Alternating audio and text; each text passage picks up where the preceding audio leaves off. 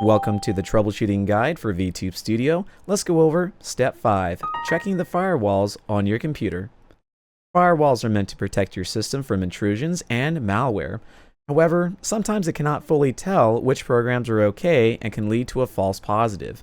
To allow a program through the firewall, you must change it in settings. Follow along and feel free to pause or rewind if needed. You can either simply turn off the firewalls and to test to see if it works, and if it does, then follow these steps below. First, start by going to your Start menu, search Firewall, and Network Protection. Allow an app through Firewall. This might be slightly different on other versions of Windows, so do keep that in mind. Click Change Settings at the top right.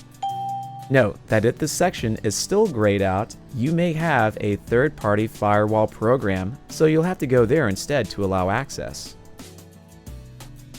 Find and allow VTube Studio and Steam by ticking the checkboxes on the far right that say Public and Private for each application. Click OK and restart both Steam and VTS, or sometimes a computer restart may be needed. Here's what to do if you do not see those options by default. Keep following along and pause if needed.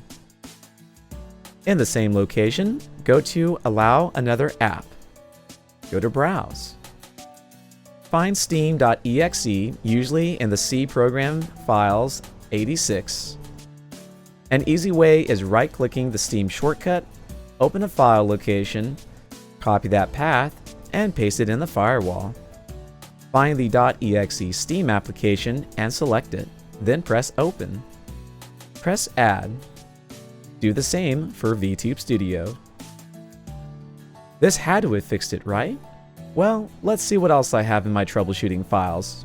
Don't worry, we're going to figure this out. Check out the other videos here, or simply wait for the next video to play.